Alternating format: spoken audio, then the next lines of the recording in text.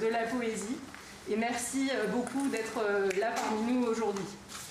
Dans quelques instants, nous allons entendre et découvrir ensemble les imaginaires de 20 étudiantes et étudiants de la deuxième année d'études au doctorat de Sciences Po.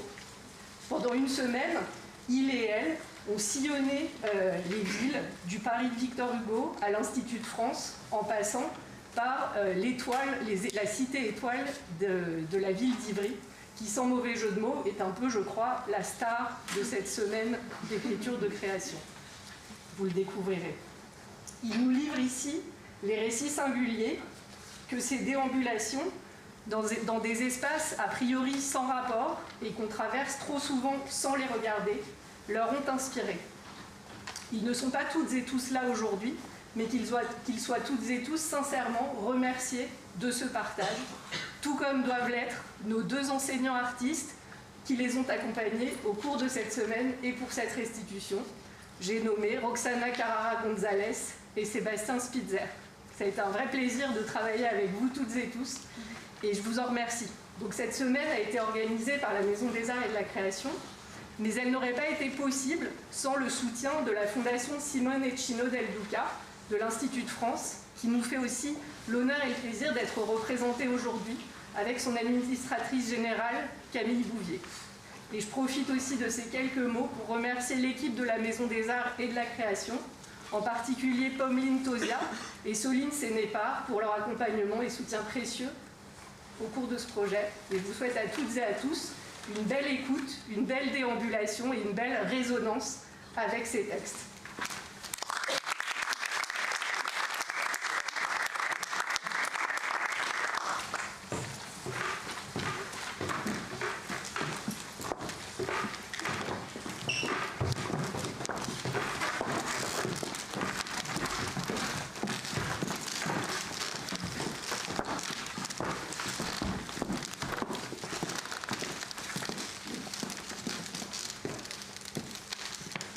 La scène. Noir. Un flash. Noir. Un décor. Noir. La ville. J'ai du mal à retranscrire fidèlement les émotions qui m'ont traversée lorsque je suis arrivée pour la première fois en ville. Le vent avait pris congé. Ce jour-là, il ne chassa pas les nuages et laissa la pluie s'emparer du ciel. La pluie. La protagoniste parfaitement parisienne. La Parisienne qui se promène avec nous à Ivry-sur-Seine. Les marches marron de l'église montent en cascade. De grands arbres encadrent une porte arc-boutée. Quelques pas, comme des pointillés sur le trottoir, traçant mon passage à l'encre invisible. C'est un jeune homme, un adolescent, les cheveux longs et le sac en bandoulière. Alicide passait mercredi soir dans les cinémas de la rue Saint-André, au Champouillon, ou au cinéma de la rue Christine. Andrea est architecte. Elle construit des choses dans sa tête et puis elle fait de beaux dessins. La lumière blafarde du métro illumine sa chevelure blonde, en apesanteur autour de son visage. Ou bien c'est l'inverse. Peut-être que c'est elle qui rayonne. Madame, monsieur, je m'appelle Maud et suis en 5e année d'études supérieures dans le bâtiment à Marseille. Il faudrait qu'elle prenne l'air. Ici, elle s'asphyxie. Est-ce pour s'échapper ou bien pour se retrouver? Depuis ma terrasse étoile, je suis suspendu dans les airs, pendu à mon vaisseau de béton. Et moi, depuis mon perchoir, j'ai vu les poumons de la terre. Je m'éveillais, la face obstruée de feuillage. J'avais dû rouler là, précipitée par ma chute dans cette flaque souillée de feuilles. Il y a quelque chose qui me chatouille, me dérange. Elle sentit la première goutte sur son poignet droit. Oh mince! Massif, caddie lent, grosse femme laide, pesant regard assassin. Maître, vous avez la parole. Si ce récit vient jusqu'à vous, trouve votre oui et plonge sous votre peau. S'il atteint votre cœur et traverse votre imaginaire, c'est grâce à une feuille de peuplier qui, un jour, m'a conté ses histoires.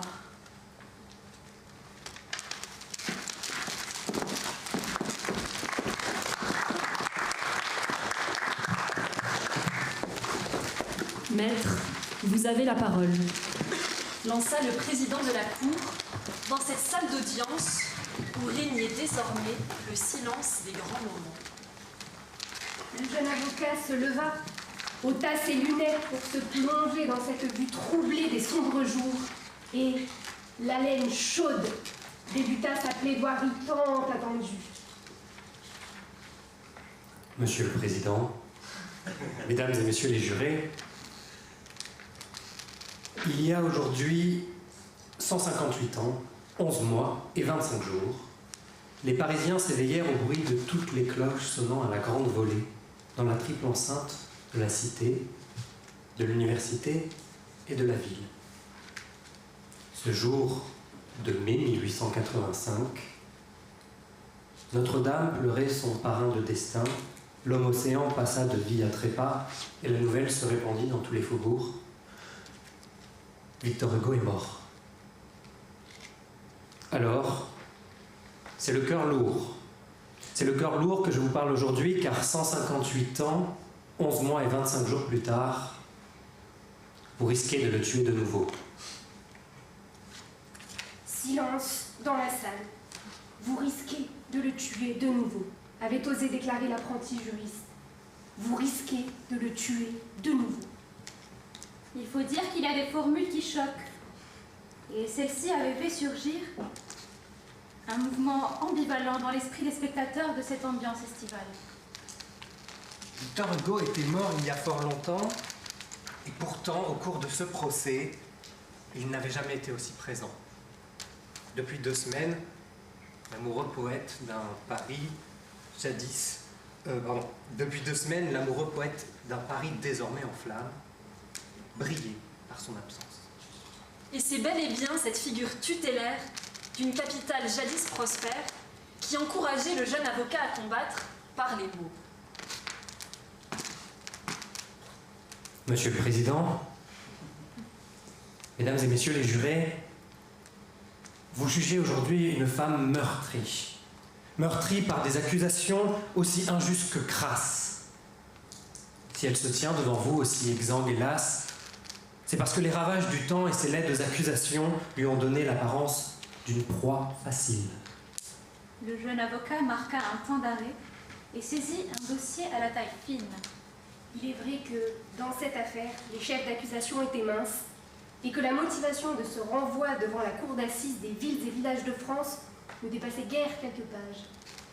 Depuis une dizaine d'années, une commission du renouveau français avait été créée.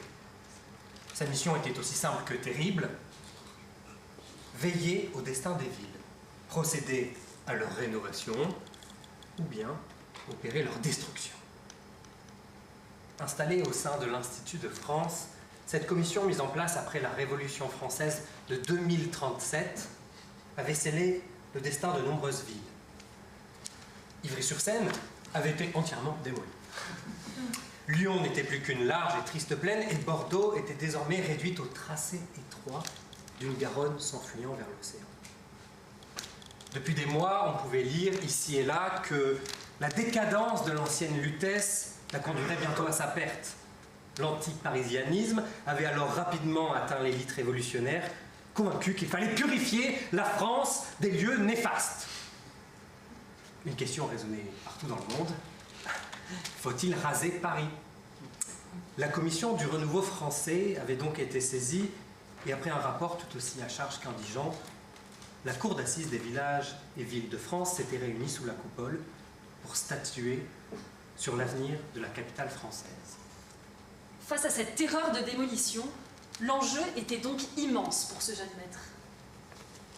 Il avait tout à gagner, mais aussi tout à perdre.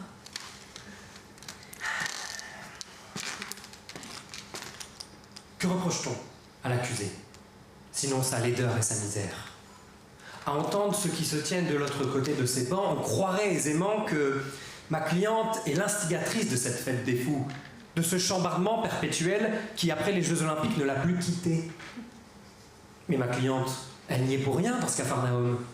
Elle n'a rien demandé, elle a joué l'hôte facile, l'hôte docile, aimable même. Pour accueillir le monde chez elle, elle s'est apprêtée. Elle a refait ses quais, habillé ses boulevards. Elle a même accepté que l'on repense ses façades et que l'on purifie ses eaux. Ma cliente a été patiente et exemplaire. Et pour la remercier, vous voulez la faire taire? Ça n'a aucun sens. La vérité, c'est que vous voulez démolir cette femme parce qu'elle ne vous plaît plus. La réalité, c'est que vous ne souhaitez plus vous battre pour l'honneur de cette cité des arts. Non, au lieu de construire des ponts, vous préférez ériger des murailles. Oui, la réalité, c'est que vous voulez démolir cette servante affable pour répondre aux exigences d'une commission, j'ai pas peur de le dire, une commission qui trahit la révolution et ne sait que détruire, censurer et démolir. Mes chers amis, Victor Hugo écrivait « Sauver Paris, c'est plus que sauver la France, c'est sauver le monde. » Alors, Monsieur le Président, Mesdames et Messieurs les jurés, je vous en conjure avec la gravité du moment, ne tuez pas Victor Hugo une seconde fois. Ne démolissez pas Paris, sauvez-la.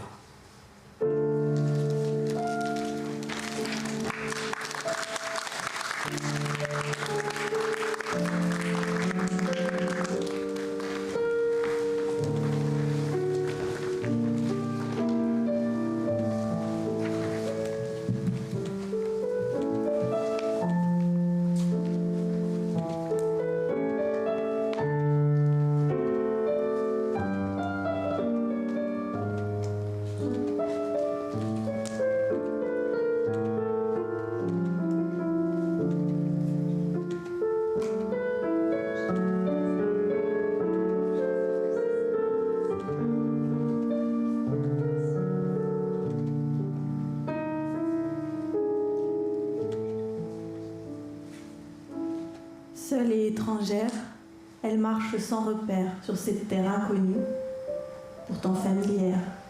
Les passants passent, elle reste solitaire, cherchant un chemin vers la lumière.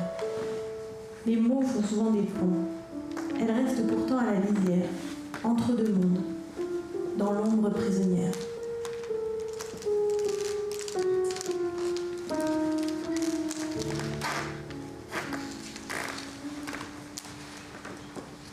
Il faudrait qu'elle prenne l'air. Ici, elle s'asphyxie. Est-ce pour s'échapper ou se retrouver? La frontière est si fine. Sûrement un peu des deux. Elle s'échappe en courant, à la fois loin d'elle et loin de lui. Vers ce qu'elle est, sans ce qu'elle vit. Lâcher le temps pour retrouver l'espace, fuir ce qui l'avait collé pour se retrouver nue. Juliette a peur de se perdre. Alors, elle cherche une place. Elle déambule dans la rue et ouvre une porte, le refuge et le théâtre.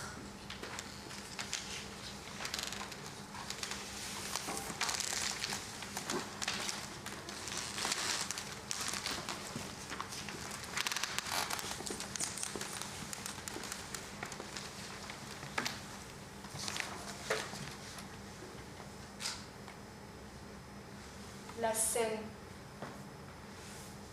noire, un flash noir, un décor noir, un tissu de soie bleue, sur scène, décousu, déchaîné, déchiré, la ville, un décor en soi comme les autres, décor comme des pirogues en papier craft, des pirogues qui naviguent sur la Seine, un tissu ma foi bleu, clair voire translucide, le tissu social, décousu, déchaîné, déchiré. Il navigue sans voir. Des pirogues en parallèle, absorbées par le courant comme une ligne droite, des pirogues qui s'assemblent et qui se nouent, des pirogues qui disent nous nous aimons et nous ne nous quitterons plus.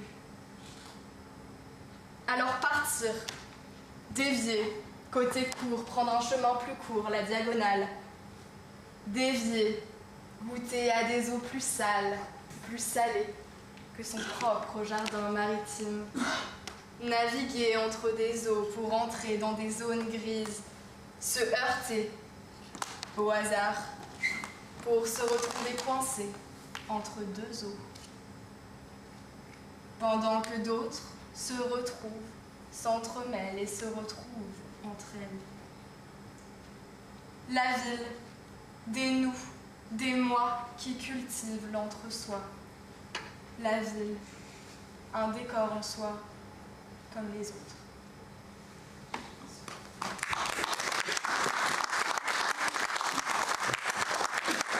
Evening rise, spirit come, sun goes down when the day is done. Mother Earth awakens me with the heartbeat of the sea. Evening rise, spirit come, sun goes down when the day is gone. Mother Earth awakens me with the heartbeat of the sea.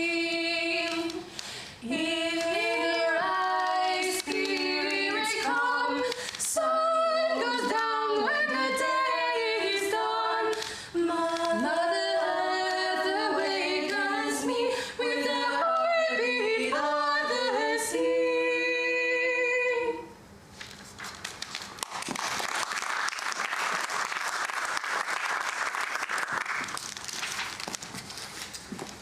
Andrea est architecte. Elle construit des choses dans sa tête et puis elle fait de beaux dessins. Mais si, je t'assure. Regarde, c'est comme un escalier dans une poêle à frire. Comment ça, je ne t'ai jamais raconté l'histoire de l'escalier dans la poêle à frire?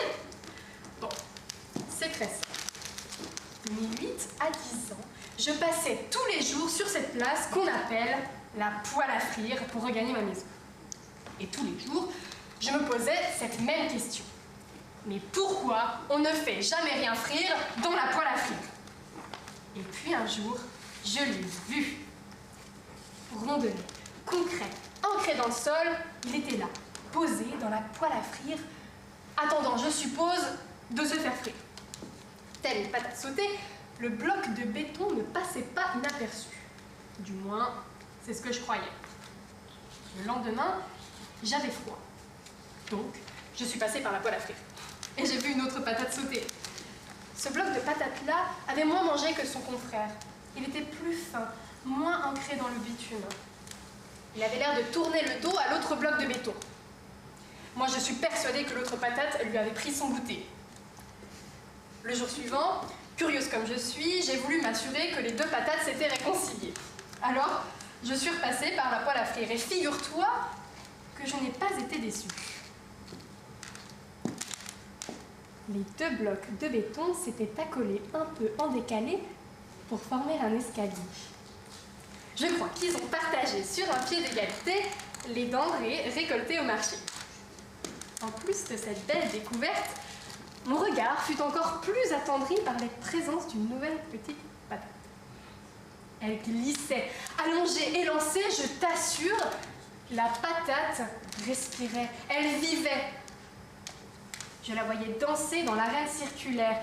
Je souriais à l'odeur de l'huile chaude qui faisait valser les cubes de patates sautées dans la poêle.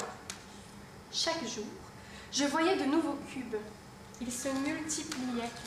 Certains dansaient, s'étalaient, d'autres travaillaient, s'imbriquaient pour former une nouvelle marche d'escalier. Patate après patate, cet amas de béton prit le large, filant vers les étoiles. L'humilité ou la créativité?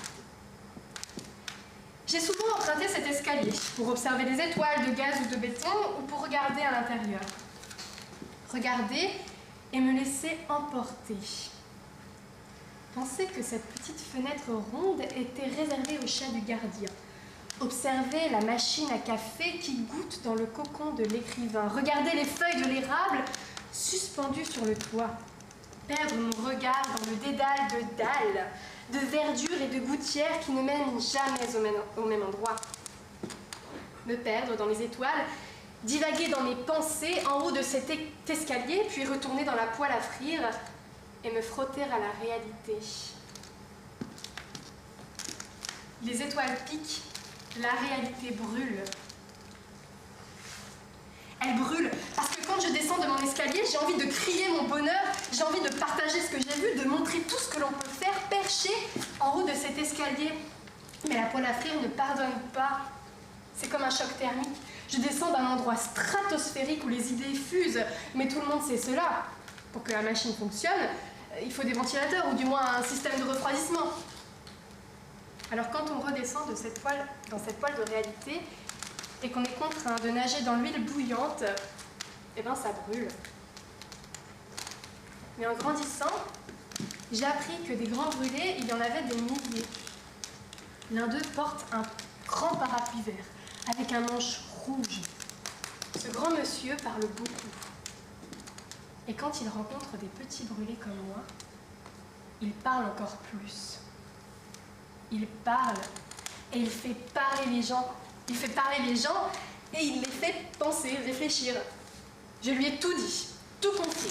Le bonheur de créer, la frustration de la feuille de papier, l'envie de bouger, la frustration d'être atrophié, la joie de comprendre, la frustration de ne pouvoir s'exprimer.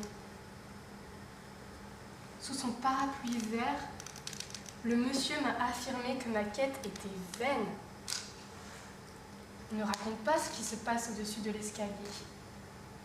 On le vit. Je ne l'ai pas cru. Je veux lui donner tort. Voilà ma quête. Donner tort au monsieur au parapluie. Mais c'est un grand brûlé qui a parlé. J'ai beau essayer, à chaque fois, la poêle me ramène à la réalité. Je suis architecte. Je fais danser les formes dans ma tête, puis je les fais danser dans les airs. Au-dessus de l'escalier, c'est plus facile. Là-haut, j'arrive à les faire vivre. Là-haut, les formes dansent, glissent, travaillent. Là-haut, les formes s'imbriquent quand elles s'entendent, se piquent quand elles se fâchent. Mais avec l'aide de l'architecte, elles se réconcilient, comme les patates sautées. Andrea est architecte. Elle construit des choses dans sa tête, et puis elle fait de beaux dessins. Elle est le chef d'orchestre de l'air qui l'entoure. Mais l'espace ne se raconte pas, elle le sait. C'est le secret que lui a confié un grand brûlé avec un parapluie vert. Andrea est architecte, elle construit des étoiles dans sa tête et puis elle fait de beaux dessins.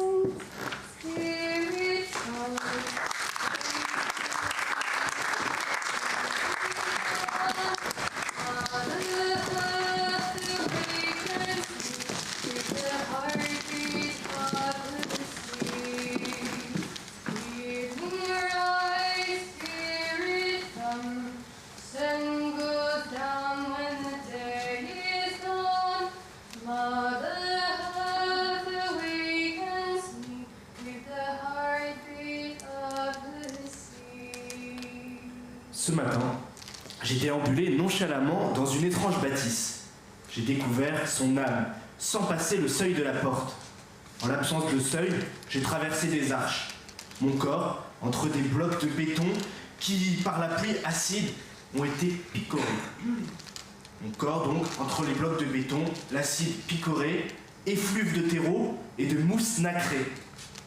Du sol au plafond, le sol est plafond, le sol est béton, du sol au plafond, le béton est toi, le béton se referme sur toi.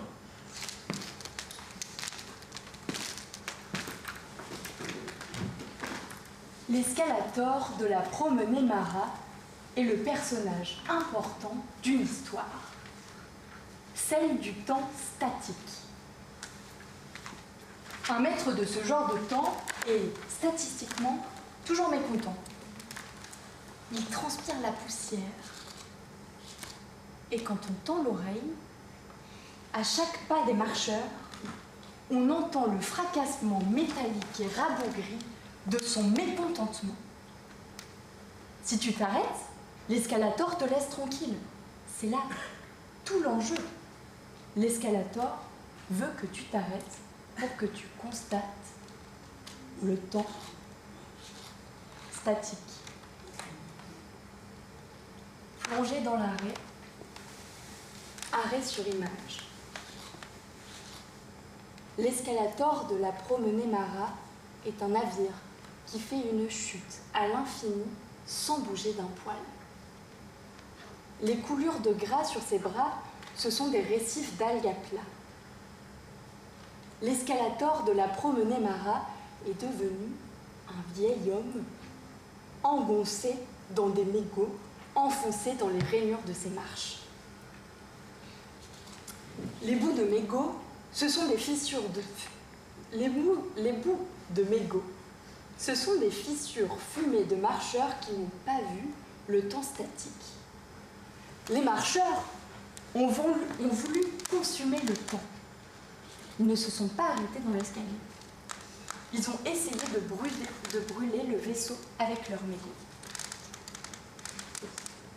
Je suis presque désolée pour l'escalator, tout de mégots striés.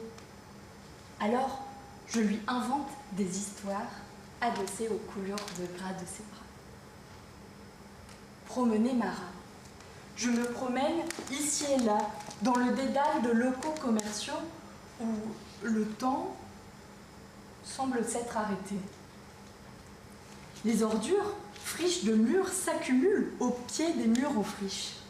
Ces mêmes murs sont bordés par des messages biscornus. Drogue, politique et souvenirs de vie vécue. Le sol est jonché de chewing-gum et de mégots de cigarettes. J'éteins la mienne et je la calfeutre dans le boîtier de l'escalator. Bruits sourds et mécaniques retentissent. Fumée grise et poussiéreuse s'étendit.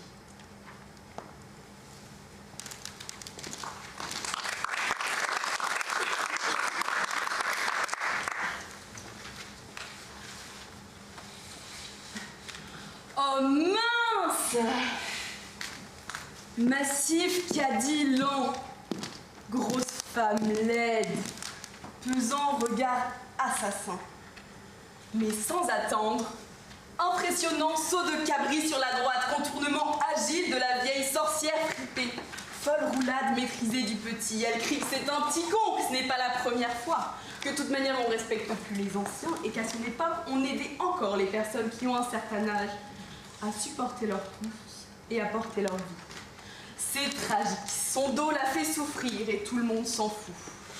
Mais c'est pas son problème, elle peut pas l'avoir reconnu car il est trop rapide, trop vif, trop malin. Il est certain que sa silhouette fend dans l'air est à peine visible, que peut-être on devine sa course effrénée aux traces des flammes dans sa foulée, comme ces voitures de course qu'il a vues la dernière fois au cinéma avec son grand-père. Son préféré par le ténor, donc ça pouvait pas être son préféré. Il reprend de la vitesse, une porte bien connue, passage secret, virage à 90 et patatras. 3 marches d'escalier enjambées d'un seul gros mouvement, une extension olympique de son minuscule corps souple. Il connaît les lieux, bientôt une pente immense, glissante, l'occasion tant attendue de pouvoir enfin les sauver. Obstacle imprévu. Un passant qui ne passe pas, un passant qui gravit si lentement le magistral tremplin qu'on pourrait le croire statue, béton, pavé. Un homme mûr, tout blanc, barbe blanche, peau blanche, cheveux blancs, veste blanche. Il semble vieux, mais un peu jeune. L'homme mûr occupe l'espace. D'une rampe à l'autre, il bouche la pente toboggan et empêche la circulation. Il semble chez lui, sans gêne. Il aimerait être mûr, l'homme mûr. Ce serait tout à fait pareil, mais en moins triste. Intégré, imbriqué, il aurait été dessiné pour soutenir les plafonds et habiller les promenés, accueillir les annonces et saluer les habitués. Il aimerait être fenêtre, l'homme mûr. Et ce serait pas tout à fait pareil. Il donnerait sans peine à voir son monde aux jeunes, aux moins jeunes, à ses voisins sympathiques et à ceux qui ne le sont pas, à ses amis, même à ses enfants. Il laisserait passer une douce et chaude lumière dans ce sous-sol de béton brut. On observerait à travers lui les logements végétalisés, les terrasses habitées et les nombreux arbres fruitiers. Mais l'homme mûr n'est pas transparent, et les mots lui manquent pour être parole de son époque, de ses rêves, de ses souvenirs et de son père. Tout va être détruit, murs, fenêtres, promenées et même le toboggan. Et la mairie va installer des chaussettes. De grandes chaussettes colorées, parfumées, embourgeoisées. Et chaque famille vivra dans une chaussette.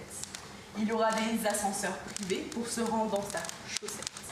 Il sera tout à fait possible d'aménager sa chaussette d'intérieur comme on le souhaite. Rayée, à pois, dessinée ou même argentée. Et il sera si agréable de s'y réfugier quand il pleure, quand il pleut à la sortie du métro. Il n'y aura plus de chaussettes trouées ou abîmées, sans pic, sans accroc, une ville repos. Sans regard, sans odeur, une ville bonheur. Et surtout pas de bruit, pas de cris, pas d'ennui. Les enfants n'existeront plus et l'on naîtra adulte. Petit, mais poilu. Les plus chanceux presque barbus. Certains originaux regretteront peut-être l'école des bouts de gomme, des tubes de colle. Le temps des récréations, les pieds à l'envers, la tête jusqu'au nuage et les langues sorties des poches. Mais beaucoup d'autres penseront que la marelle a aussi provoqué de grandes peines, que le jeu n'en vaut pas vraiment la chandelle, et que la vie, pas si belle, est toujours un peu mieux sous tutelle.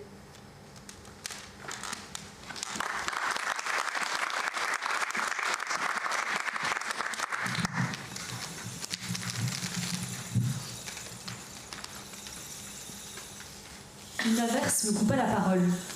Je courus me réfugier sous les jupes d'un tilleul. Des nappes de pluie barraient la vue de la clairière. Le déchaînement des trompes soulevait les monticules par grappes, arrachant l'épiderme du parterre dans un bombardement acharné. Au calme sournois succédait la débâcle. Cette transfiguration me bouleversa. Elle me rappelait la convulsion dernière qui ponctue les agonies. L'averse cessa.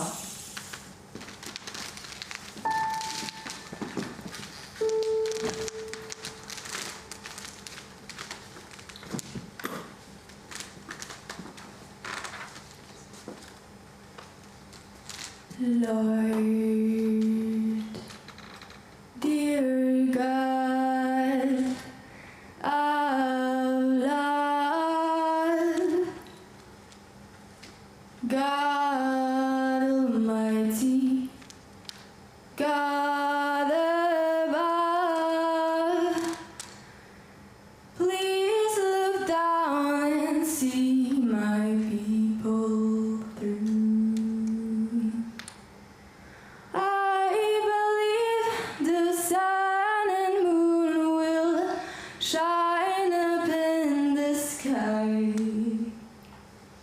When the day is gray, I know it's clouds passing by.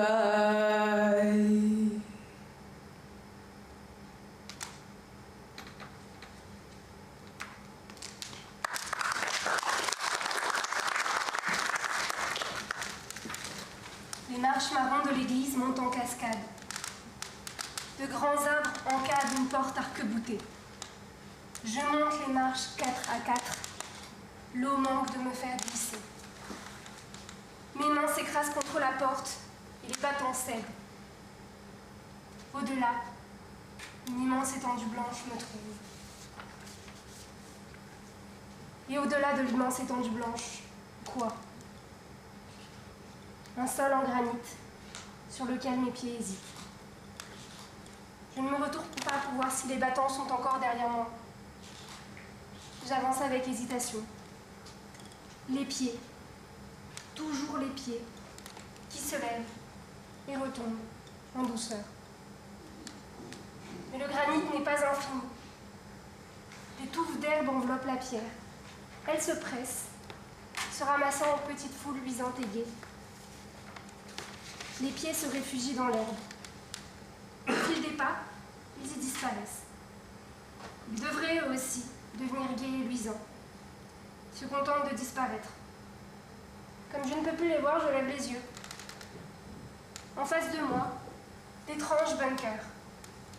Des îlots, des corolles, tout ce que vous voulez. Ils se tiennent rassemblés, gros mouflons difformes qui tentent tant bien que mal de se tenir chaud. L'herbe n'est pas montée jusqu'à eux. Elle s'est tenue là, à leurs pieds, alors qu'elle a avalé les miens. L'herbe fait bien ce qu'elle veut. Tantôt elle avance, tantôt elle recule, tantôt lentement, tantôt vite. C'est une grosse masse flegmatique.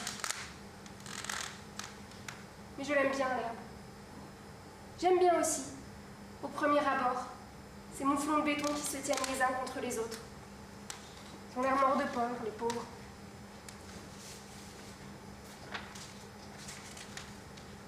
Ce que je n'aime pas, c'est que je ne sais pas ce que je fais ici. Ce que j'aime encore moins, c'est que je n'arrive pas à savoir si je dois avancer ou reculer. Je n'ose toujours pas regarder par-dessus mon épaule pour voir si l'arche de l'église est encore là. Je pense quand même fort à elle. Mais ce à quoi je pense le plus fort, ce sont mes pieds. Ils me manquent tellement, je voudrais les voir. L'air flegmatique les a-t-elle avalés? Vont-ils devenir de l'humus? Les ai-je perdus à tout jamais? Une perspective me tombe dessus. Je vais rester là, immobile, à tout jamais. Je me recroqueville et fonds en larmes. L'herbe trempe mon pantalon. Je ne veux pas devenir un garçon sans pied. Pourquoi ai-je gravi ces escaliers en courant? Pourquoi ai-je ouvert ces battants si grands? Que fais-je dans ce lieu vide où il n'y a personne d'autre que moi? Des torrents de larmes font des ronds sur mes joues. Ils font fondre mes joues. Quand elles sont bien molles, je me relève. L'eau a cessé de couler. Par habitude, je sais qu'il faut se relever quand on a fini de pleurer. La pluie de questions cesse souvent après les larmes. Elle revient, bien sûr. Elle revient toujours. Mais pour l'heure, le nuage est passé et les yeux sont secs comme le blanc du ciel. Comme je suis debout et que j'ai fini de pleurer, je lève le talon. Mon corps plein de rosée se rue en avant. Ma tête s'allège et je souris.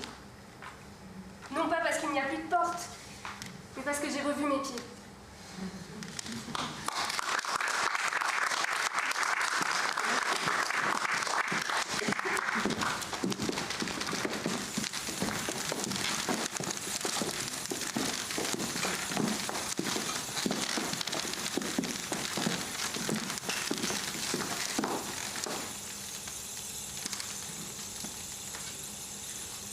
Le vent avait pris congé. Ce jour-là, il ne chassa pas les nuages et laissa la pluie s'emparer du ciel. Elle leva les yeux et serra fermement son parapluie encore clos. La première goutte qui effleura son chapeau l'emporta dans une tempête de pensées. Elle songea à ce qu'elle avait souvent perçu comme un simple décor, une interstice de la frénésie urbaine. Pourtant, de toutes ces histoires, la pluie avait été l'opposant adjuvant, la péripétie dénouement. Ces gouttes d'eau, cajoleuses et taquines, déployaient toujours la même stratégie. D'abord, un premier pli, plouc, sur sa tête, à peine perceptible, comme pour semer le doute. Puis, un filament qui se met à perler lentement sur son front, sans insistance. Les premières gouttes, timides, appellent du renfort. et par la force du collectif, se fraye un chemin jusqu'au fin fond de ses chaussures, la décoiffe et la met en retard, verrouille l'écran de son téléphone capricieux et le déverrouille pour composer, par hasard, le numéro de son ex. Pourtant, cette même goutte insolente a parfois suffi à irriguer ses plus belles histoires d'amour. Ce soir-là, elle s'était abritée sous le parapluie d'un inconnu. Elle l'avait trouvé si beau. Il se tenait, là, solide, inébranlable, tel un rempart. Elle sut au premier regard qu'il n'était pas comme les autres, plastique et superflu. Ses membres inférieurs avaient été sculptés par on ne sait quel dieu. Sa toiture, en embonpoint, lui procurait un côté attachant et humain. Son tout avait quelque chose de fantastique. Sans comprendre quelle force l'avait mue, elle se retrouva sous ce mystérieux parapluie vert et se mit à rire d'un éclat enfantin et indompté. L'inconnu, qui en tenait la manche, lui demanda « Qu'est-ce donc ?»« Je crois que je suis tombée amoureuse, » dit-elle, « de votre parapluie. » Le regard fuyant. « Enchantée. Moi, je cherche. » Ainsi débuta leur histoire. Le parapluie vert ouvrit une brèche dans le temps et les transporta vers une contrée boudée par les foules. Serge lui narra la connerie des humains et la gloire de son père. En cette nuit pluvieuse et cotonneuse, ils partirent à la rencontre d'ouvriers sans usine, dont la présence fantomatique s'acharnait encore et toujours à habiter les lieux. Des communautés d'artistes s'étaient établies et saisies des lieux pour réinventer leurs utopies mourantes. Ils longèrent des murs tapissés d'affiches dont les messages lui échappaient, mais dont elle décelait qu'ils étaient vindicatifs. Bien que la pénombre troublât sa vue, la lune éclaira les formes singulières de bâtiments et de leurs angles confus. Le songe se mêla au réel, et elle crut entendre Serge prononcer des mots étranges, tels que écolo et air fryer, ou peut-être était-ce poil à frire. Pendant que les étoiles se penchaient sur la cité, ils poursuivirent leur ascension vers les forêts escalators. Dans ce labyrinthe sans voiture, les maisons étaient des rues, des vases communicants, dont les cloisons nonchalantes laissaient pénétrer des rayons de liberté.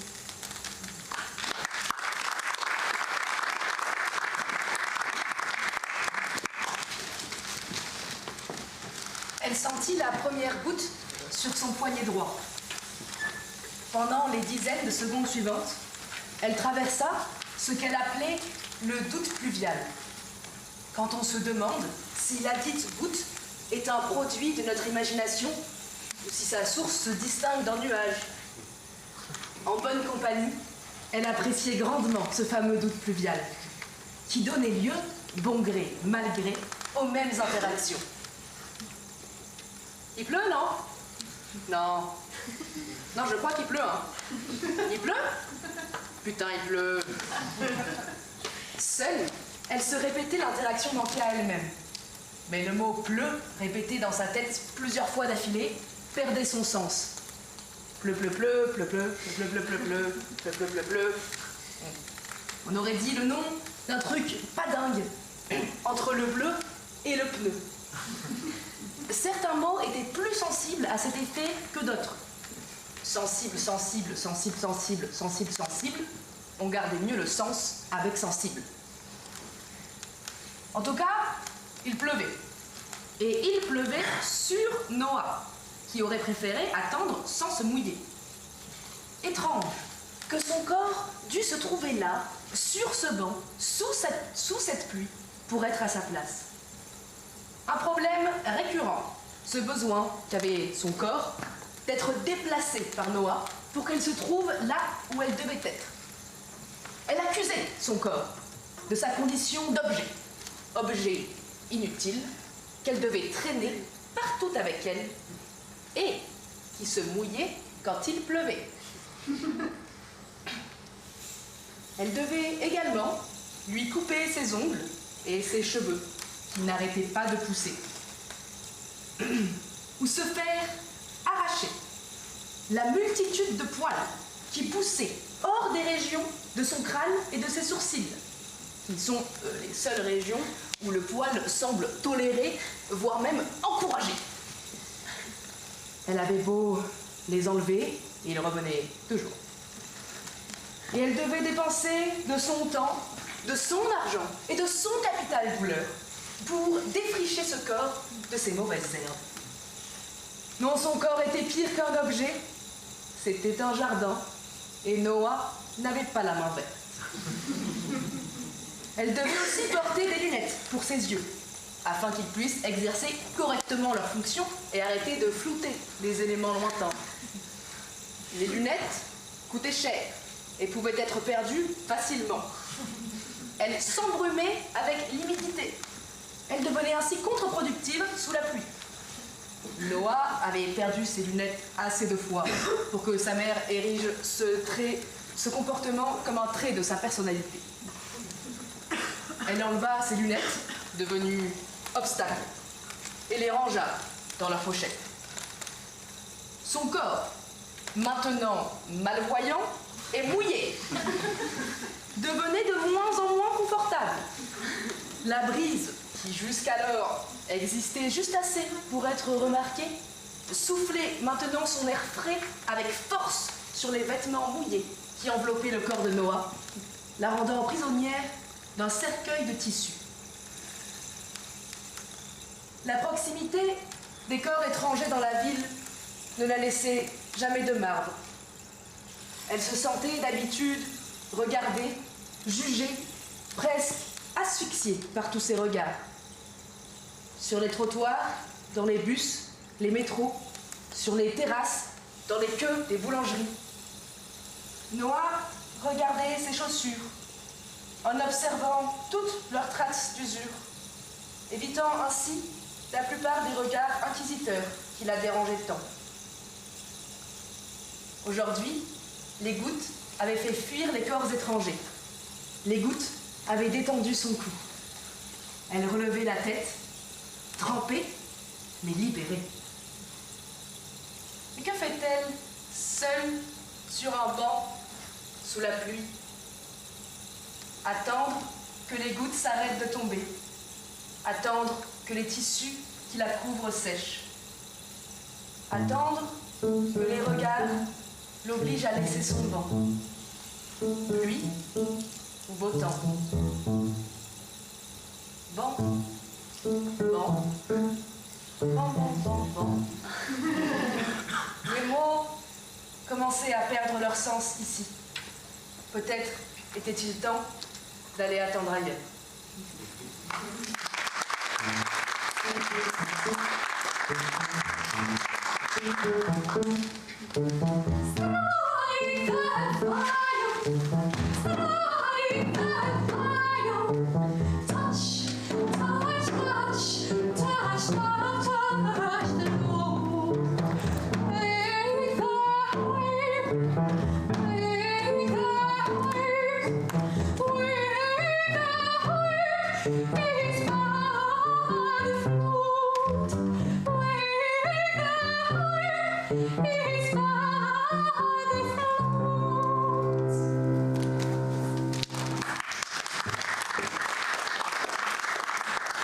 Vite, elle sort. Je la suis jusque dans les rues de Paris. Suis-je folle de poursuivre quelqu'un qui ne sait même pas qui je suis et que je la suis? Cette course-poursuite se finit vite. Une boulangerie avec une énorme part de flanc me force à m'arrêter. Tant pis, je ne connaîtrai jamais la suite. 5 € s'il vous plaît. 5 € s'il vous plaît. Ah oui, on est dans le marais. Ma part de flanc bien emballée, je ne sais plus ce que je fais.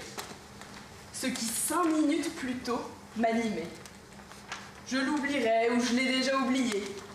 Amnésie malencontreuse ou heureuse, c'est que l'on voit beaucoup d'histoires chargées d'espoir qu'on a à peine le temps d'apercevoir.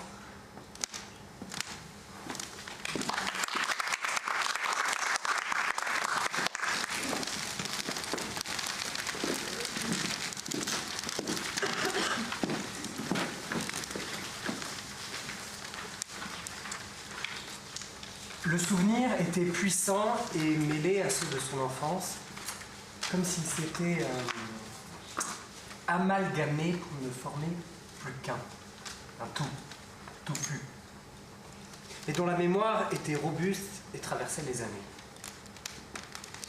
Sans doute, ces souvenirs s'étaient altérés au fil du temps. La quantité de souvenirs, elle, ne s'amoindrissait pas pour autant. Mais elle procédait comme une sorte de système de ventilation. Lorsque le cerveau d'Alcide était en surchauffe, il était contraint de rejeter, de vomir, d'expulser quelques souvenirs, des fragments de mémoire perdus à jamais, qui n'étaient plus la propriété d'Alcide, qu'il ne possédait plus. Tant pis, ou tant mieux, que ceci était douloureux ou heureux.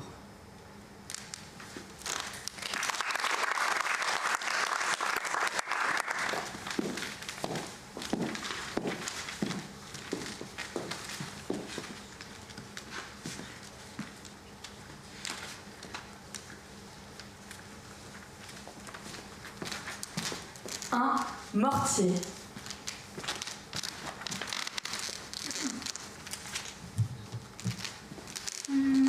Madame, monsieur, je m'appelle Nour et suis en 5e année d'études supérieures dans l'ingénierie du bâtiment à Marseille. Dans le cadre de cette fin d'études, je dois réaliser un stage de 9 mois commençant idéalement en janvier et se terminant en septembre. J'ai découvert votre offre d'emploi pour le poste de reconstructrice de route au sein de votre entreprise sur Pôle emploi et me permet de vous adresser ma candidature. En effet, vous cherchez quelqu'un maîtrisant à la fois des compétences techniques dans l'approvisionnement, la coulée et le séchage du béton, mais également dans l'art de créer des routes reliant rapidement les villes, les rues et les personnes entre elles. L'art des lignes droites, efficaces et sécuritaires. Avec mon bagage solide dans le revêtement, je suis convaincue de pouvoir apporter une réelle valeur ajoutée à votre équipe tout en répondant aux besoins de votre entreprise. Je vous prie de croire à la sincérité de ma considération. Cordialement, N1. Bonjour Madame Arama, nous sommes heureux de vous annoncer que votre candidature a été retenue et que vous commencerez votre stage en janvier à Paris dans nos bureaux, rue du Coron-Morvan. Merci de bien vouloir nous envoyer vos informations et votre convention de stage. 2. Ciment. Il est 22h, dans le panier, à Marseille. En été, à cette heure-là, le soleil a terminé d'enflammer la mer. La mer se retrouve comme brûlée, une étendue obscure qui s'amuse à refléter l'astre au front d'argent et sa brillante famille. Il arpente, une à une, les marches de l'Athènes des Gaules. Et le vent se rafraîchit sur le front d'Adi. Il sent les odeurs de la marée qui redescend, mais lui préfère monter pour manger, pour rentrer, pour dormir, pour rêver. À 22h01, il traîne avec lui des cordes, d'élégants boulets. D'élégants boulets, oui, formant des nœuds, des boulets fins et formant un quadrillage. C'est son gagne-pain, un filet de pêche rongé par le sel, vert et rouge, comme le drapeau de son pays, et ne possédant plus que la moitié de ses flotteurs. En foulant les marches pavées, longées par les lauriers roses, il se rappelle le chat qui était arrivé dans sa famille en même temps que Nour, Maya et de tous les autres chats qui se sont perdus depuis dans cette constellation de Venelle qui forme le vieux port, ce qu'il aime appeler un palais à ciel ouvert. Il aime se questionner sur ces chats pour passer le temps et la douleur qui lui tire dessus, balle par balle, marche par marche, année par année. Quand Maya était jeune, Adi affirmait que lui, à l'inverse de ces chats échaudés craignant l'eau froide, arrivait toujours à bon port dans la ruelle voulue. Il aimait le répéter à nous. Il se souvient, il pense, et voilà maintenant qu'il se questionne sur cette affirmation. Il fait 2 pas en arrière et semble tomber un peu plus profond dans les questionnements et dans un abîme sans fond. Voilà maintenant qu'il parle à son filet. J'ai un bon sens de l'orientation, dit, pour atterrir dans la ruelle que je souhaite. Mais qu'en est-il des quartiers, des villes, des pays, des planètes? En quittant Tripoli, est-ce que je souhaitais vraiment atterrir ici, près de ces calanques qui jouent avec la paralysie et ces boules de pétanque qui se réconcilient dans une routine toujours plus innovante? À mesure que ses pas s'alourdissent, son estomac s'allège et la faim submerge les rues de sa pensée par des odeurs de basilic, de zaatar et de poissons grillés. Arrivé sur le pas de sa porte, il allume une vieille lampe de navire. Tout autour, la nuit resplendit. Les rues ont mis leur voile noir. Elles semblent endeuillées. À l'intérieur de lui-même, le vert, le marron et le gris plus vifs que jamais tournent et dansent sans se soucier du vide qui s'est installé dans son estomac, un vide lourd et pesant.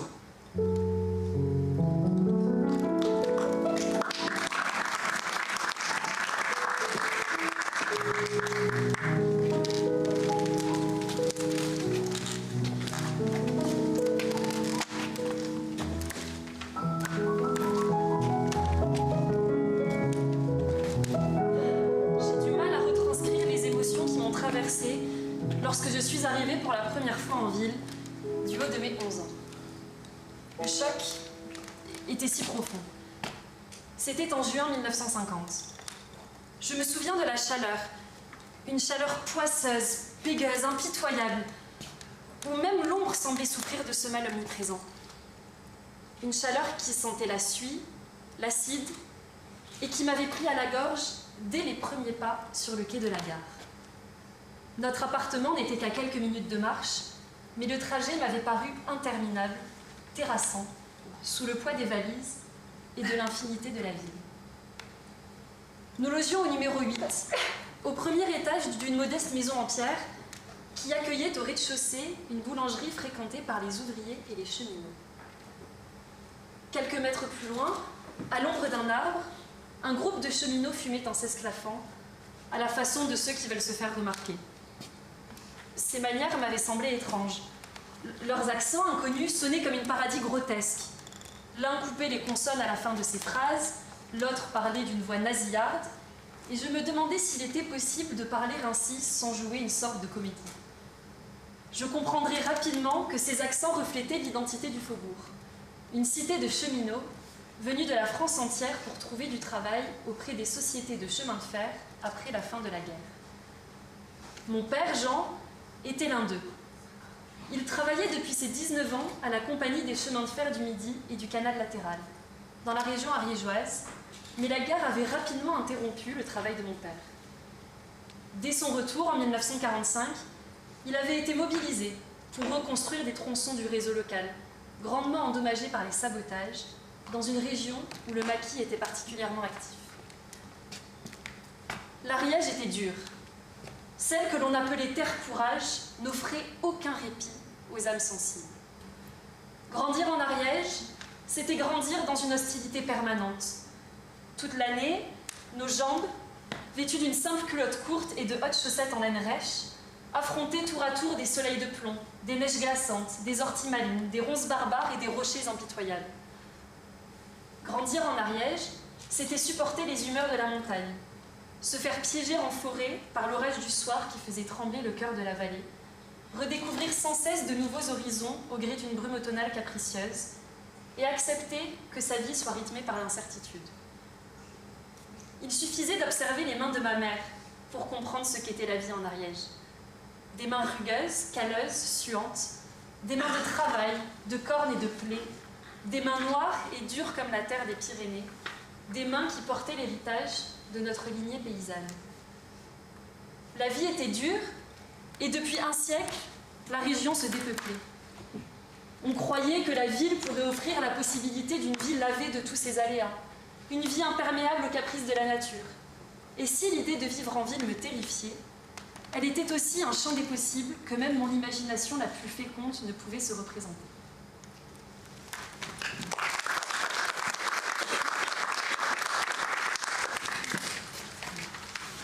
Si ce récit vient jusqu'à vous, trouve votre oui et plonge sous votre peau, s'il atteint votre cœur et traverse votre imaginaire, c'est grâce à une feuille de peuplier qui m'a un jour conté ces histoires. Au terminus de la ligne 7, mairie d'Ivry, il y avait la cité étoile. C'était là qu'il avait grandi. Dans les couloirs de son immeuble, flottaient perpétuellement les senteurs alléchantes et toujours éloignées des mets qui mijotaient chez ses voisins. L'école n'était pas loin, il suffisait de traverser la route. Il y avait même un toboggan et des fauteuils pour lire à l'envers. Au terminus s'enroulait en permanence autour de soi une sensation, un silence assourdissant. Il avait, enfant, appris à ne plus le déceler. La sensation était devenue une seconde peau qui se déposait délicatement sur lui lorsqu'il quittait l'escalier en provenance de la rame. Il était donc là, au terminus de la ligne 7, sa seconde peau superposée à la première, désormais mate et fripée. L'homme grimpa les marches trop étroites, en équilibre instable, à deux doigts de chuter, peu importe. Tout est à lui ici, tout est à nous. L'excitation de l'inconnu et le frétillement anxieux qui l'accompagnait faisaient partie de sa dérive. C'était comme cela, il marchait, il ne se perdait pas, la nouveauté était son chemin. Voilà comment il vivait. Il martelait de ses pas le monde pour ne pas l'effacer. Il vivait avec vous, il vivait en commun. Il vivait d'ailleurs et d'autres. Son vide était rempli et son abandon exalté.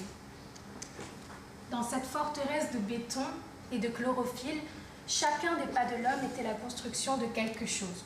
Son chemin n'était pas une effraction, il était à lui et à nous. Dans les couloirs, carrelés d'orange de la galerie, il y avait une lenteur. Les passants déambulaient sans se presser entre les commerces désaffectés. Régnait là quelque chose d'éternel, d'endormi et d'abandonné, où fourmillait comme un fond d'existence. Une attente. Pas tout à fait une sérénité, mais elle était étendue entre les pins, l'eucalyptus et les pommiers, qui étaient disparus d'un architecte du siècle dernier.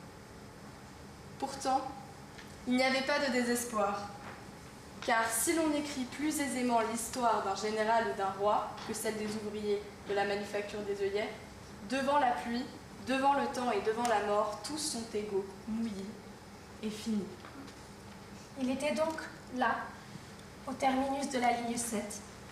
Il ne savait pas s'il pleurait ou si la pluie coulait sur son visage. L'usine était un beau théâtre.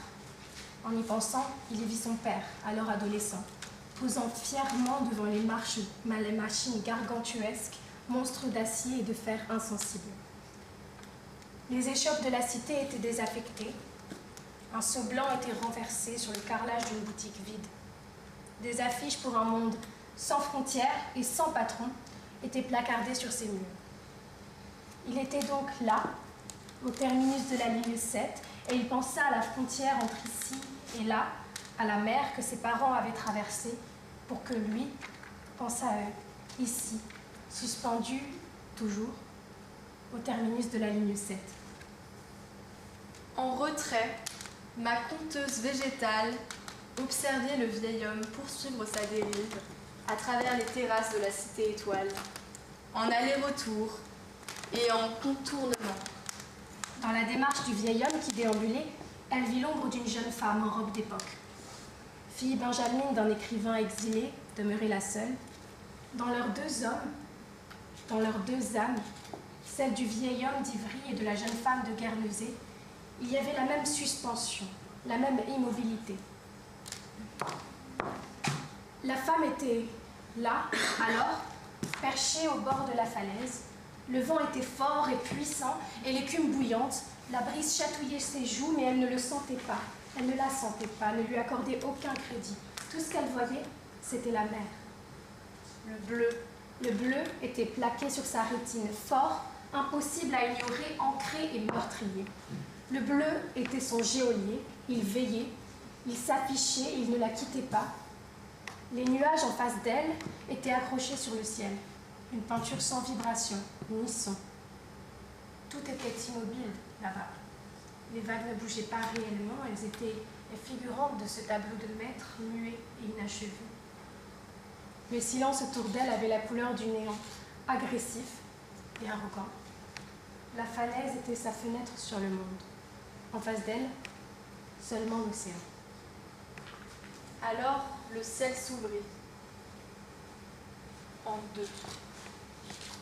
Et la pluie se remit à couler en trombes le long des façades des immeubles d'Ivry. Écrasée par le poids de ces grosses gouttes et par la masse des années qu'il avait vu pousser, la feuille se laissa aller vers le sol et elle aussi dériva. Ce chemin fut un écho. La conteuse comprit alors ce qui la liait à ces deux destins, au vieil homme, à la jeune femme et à des milliers d'autres. Comme elle, comme eux, comme nous, la feuille était prise en tenaille, tiraillée entre deux cailloux, deux rêves, entre la racine et le ciel.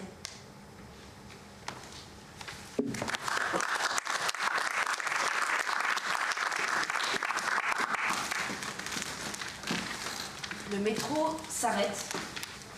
Je lève les yeux au milieu d'une phrase. Je cherche le nom de l'arrêt. Encore deux et je sortirai. Avant que les portes ne se referment, un homme se glisse dans la rame. Il tient, serré contre lui, comme le plus grand des trésors, un accordéon. Il campe sur ses pieds, restant bien droit malgré les soubresauts du métro. Une note de musique se déploie. Les visages se lèvent, les regards se tournent. Lentement, l'homme se met à chanter, d'une voix rendue rugueuse par la vie. Un air nostalgique, presque hypnotisant, emplit l'espace. Le métro s'arrête de nouveau. La musique, elle, continue. Des gens sortent, d'autres rentrent. Ils chantent encore, comme si plus rien ne comptait. Une brèche dans l'espace et le temps. Bon. Très bien. Un arbre pour faire la révolution? Pourquoi pas? Mais bon, comme vous l'avez compris, il y a quelque chose qui m'ennuie. Comment fait-il pour communiquer si ses racines sont bétonnées? Comment fait-il pour chanter s'il n'y a plus d'oiseaux pour l'habiter? À Paris, des arbres, oui, mais pas trop non plus. Pas trop grands non plus. De la terre, oui, mais pas trop non plus. C'est pas sauvage, c'est normé. Un beau décor, bien borné. On peut voir une foule d'arbres, seul. Entouré d'une foule de personnes, seul. C'est quand même une petite idée. Comme le disait Hugo, rien n'est plus puissant qu'une idée dont l'heure est venue. Imaginez avec moi, on détruit tout. On plante, on replante, mais tranquillement. On ouvre tout, on plante, on replante, tranquillement. Voilà peut-être la force révolutionnaire. Celles et ceux qui plantent les arbres. Voilà peut-être les vrais révolutionnaires.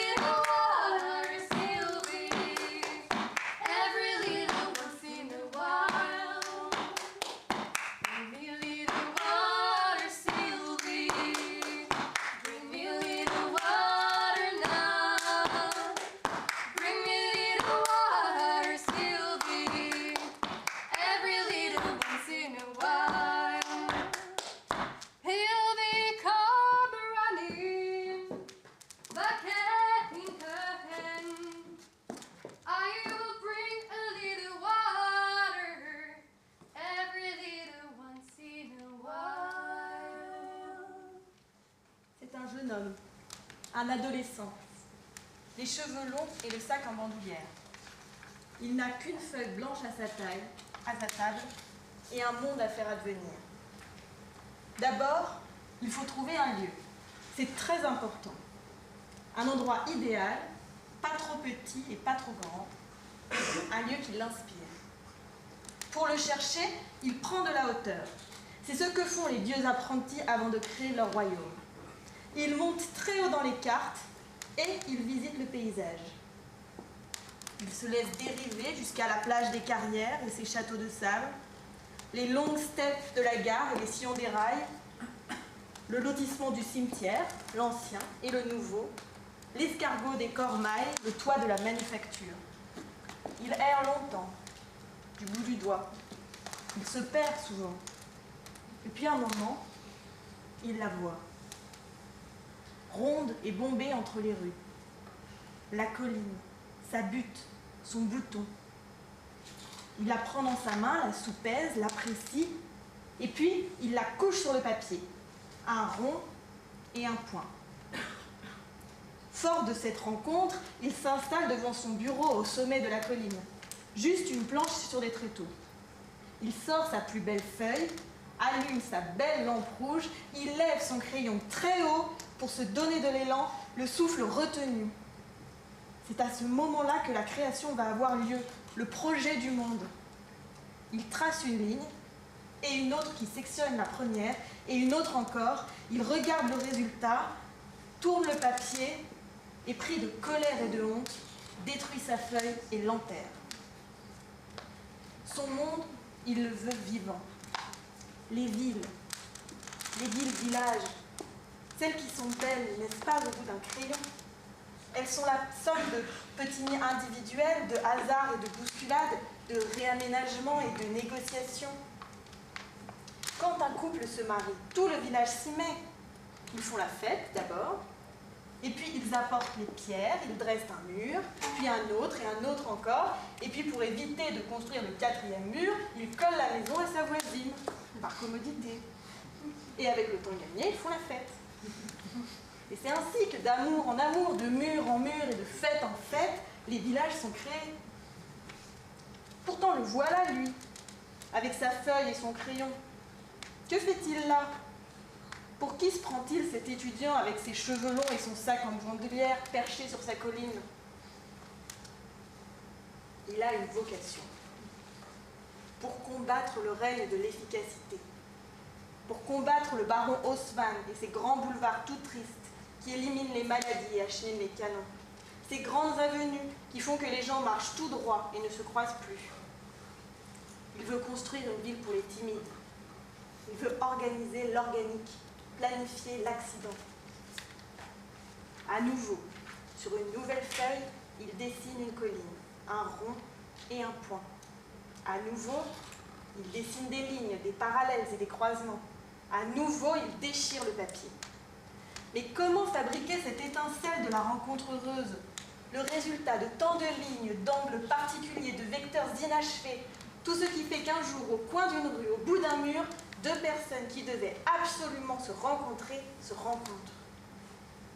Et puis après, une fois qu'on a réalisé l'impossible, qu'on a provoqué l'étincelle, comment faire pour que tous ces segments ne deviennent pas un grillage et que la rencontre ainsi formée puisse rayonner et grandir, le surprendre, le dépasser?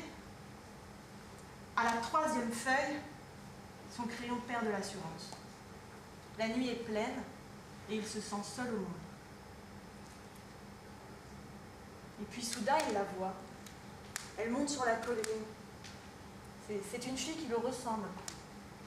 À mesure qu'elle approche, il se tend. Il déteste la rugosité des premiers échanges. Mais au moment de l'impact, quand elle est presque à sa hauteur, il remarque son papier millimétré et son équerre d'architecte. Au matin, quand il se réveille, tout s'éclaire. Il prépare sa plus belle feuille blanche, allume sa belle lampe rouge, il lève très haut son crayon et il dessine une rencontre.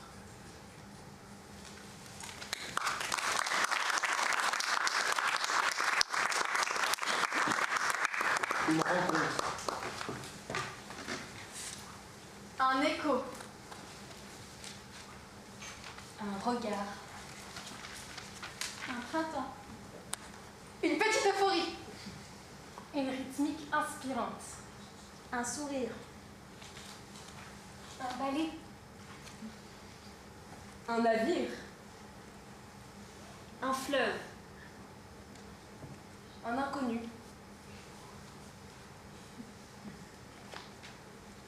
Un désir. Un secret. Un souffle. Un éclat. Un instant. Un siècle. Un rêve. Un rire. Un météore. Un lieu inspirant. Un fond d'existence. Un croisement. Un hasard. Une histoire. Un silence. Un monde. Un vide. Un espace. Un parcours. Un but. Un visage. Un autre. Un temps. Un chemin. Une rencontre.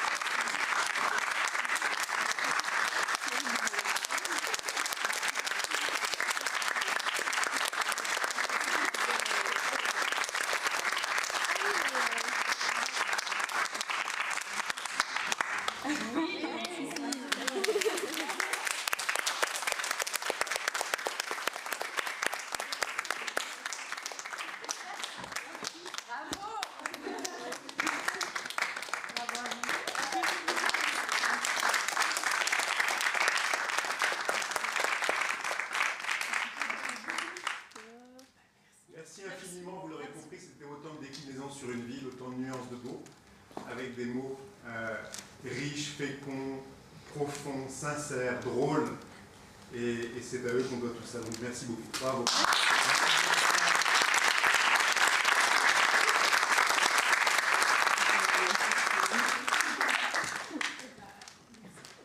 Merci.